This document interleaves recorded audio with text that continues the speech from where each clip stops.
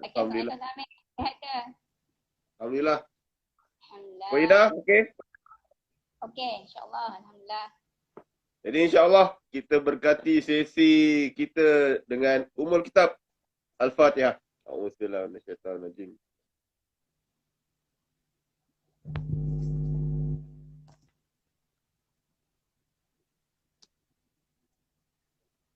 Jadi alhamdulillah kita dah sampai ke kunci 12. Salah buku pula tunjuk ni. Buku Rezeki dari Langit.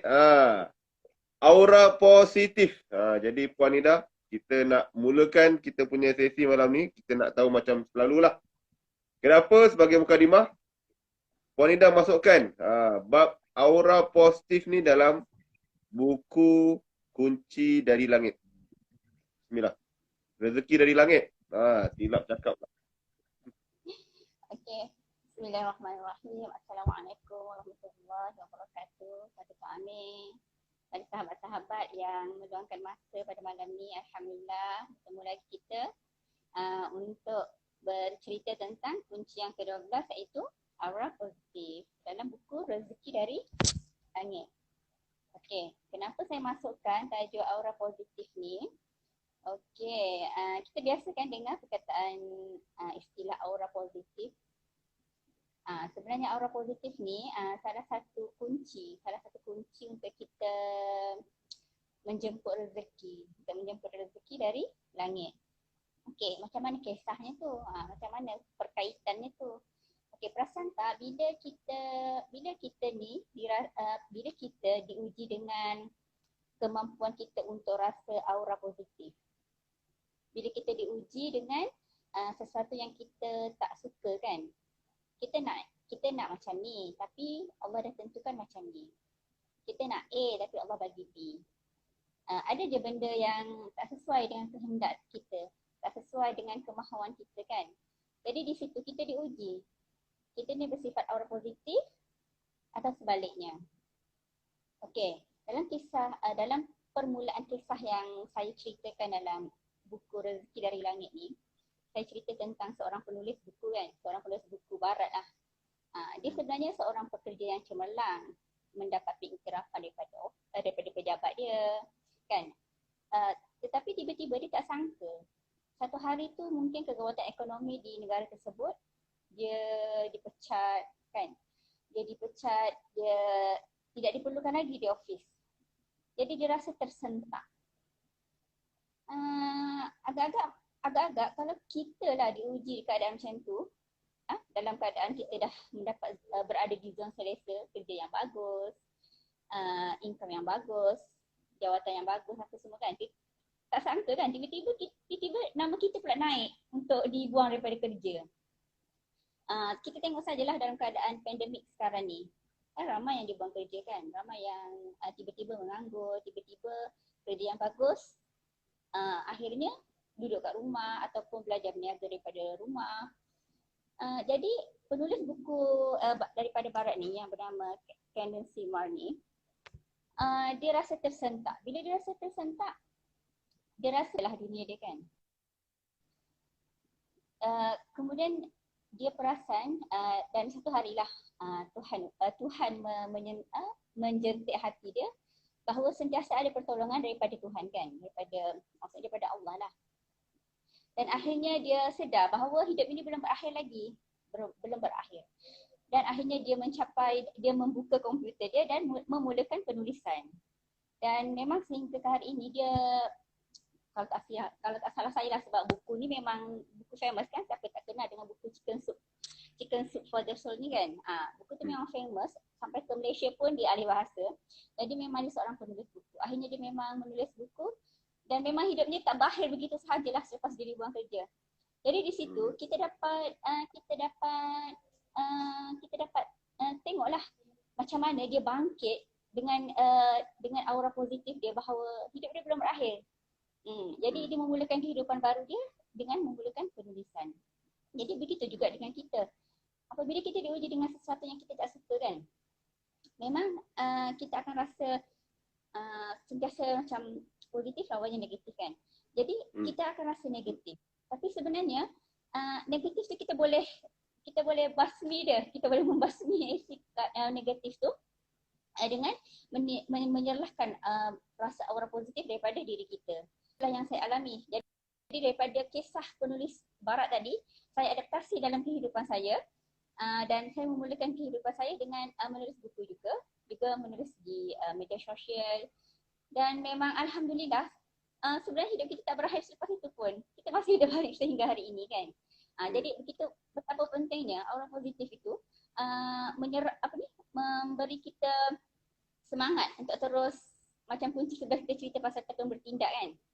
Jadi bila kita menyerlahkan rasa aura positif tu, insya-Allah kita konsisten dalam tindakan kita.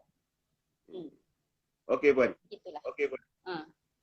Lawan pada aura positif, aura negatif lah. Jadi nak minta pendapat Puan Ida lah. Kenapa kita ni lebih mudah untuk memilih merungut? Bila diuji tu kita lebih mudah. Terus direct. Alamak. Macam kita tak pernah dapat nikmat sebelum ni. Dengan apa yang kita ada sebenarnya, kita banyak benda yang kita ada.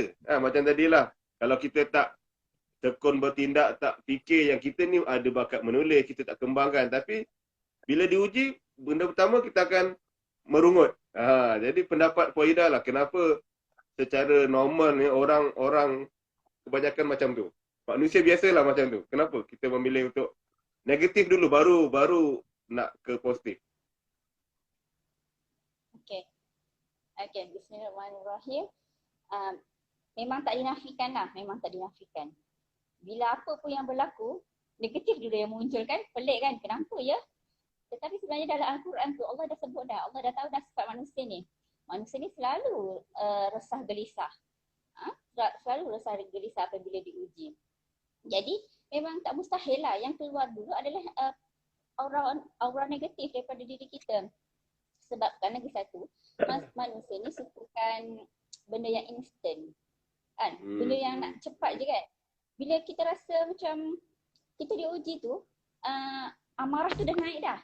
Jadi itulah yang instant kan. Kita keluarkan yang itu dulu. Sebab kita rasa yang instant itu lebih puas hati. Lebih lebih melampiaskan kita punya rasa nafsu amarah tu kan. Kita rasa puas hati. Tapi hakikatnya bila kita fikir balik, puas hatinya sekejap je. Macam orang tertagih dadah kan. Dia rasa nikmat tu sekejap aja. Tetapi bila dia bangun balik, dia akan rasa tetap juga tak puas hati dengan hidup dia kan. Jadi maksudnya ketidakpuasan hati itu terus berpanjangan. Hakikatnya benda yang positif tu dia lambat. Macam mana? Dia susah lah. Sebenarnya positif tu susah. Kan dia kena ambil masa yang lama. Kita kena sabar, kita kena syukur. Ambil masa yang lama. Dan hasilnya pun lama juga, betul tak? Berbanding yang tak puas hati tadi tu.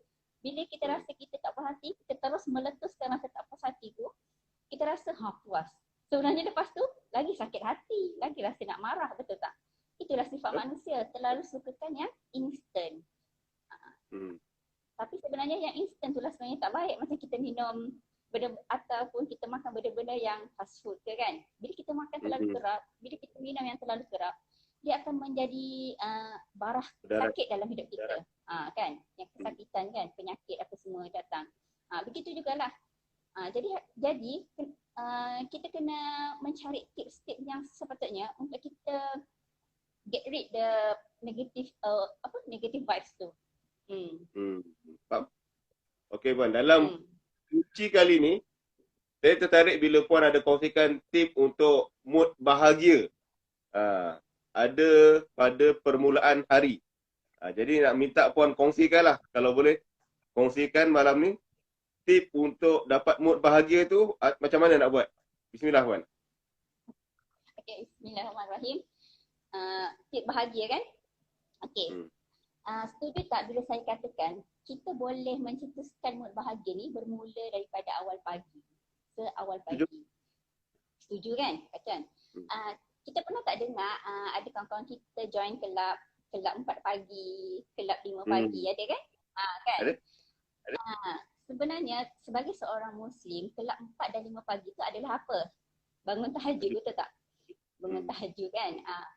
Dan Muslim pun sebenarnya memang dah lama dah amalkan bangun awal pagi ni. Mungkin mereka bekerja, mungkin mereka pergi berjogging dulu. Tapi itu untuk non-Muslim. Untuk sebagai Muslim, kita bangun di permulaan hari kita untuk bertahajud.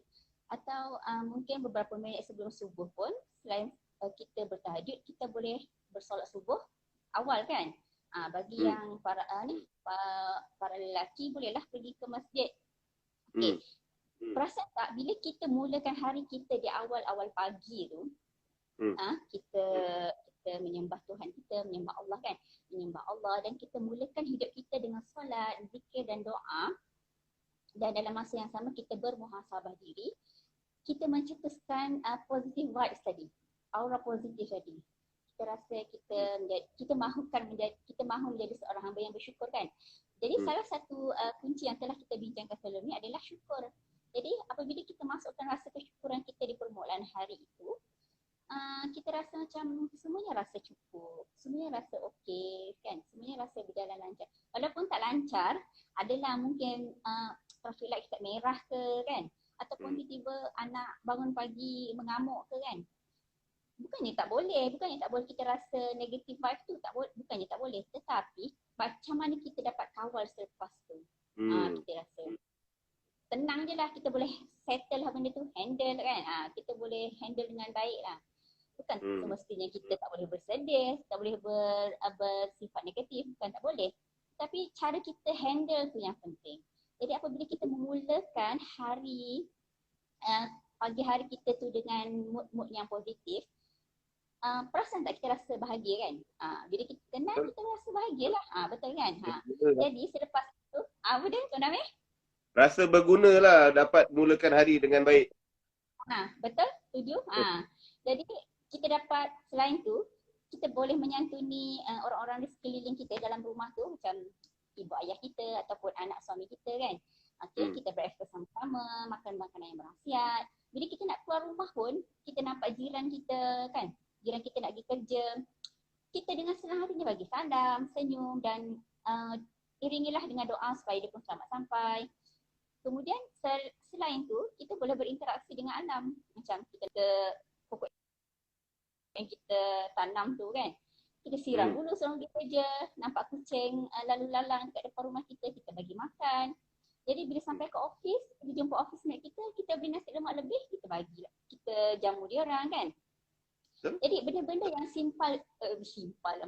benda-benda yang simple tu, kita mulakan daripada rumah, daripada kita bangun daripada tidur tu, Masya Allah, subhanallah, memang kita rasa mood okey je lah. Walaupun tiba-tiba bos marah kan, apa pasal proposal tak siap lagi, tetapi kita boleh handle, kita boleh tenang. Benda boleh settle lah, tak nak risau macam tu kan.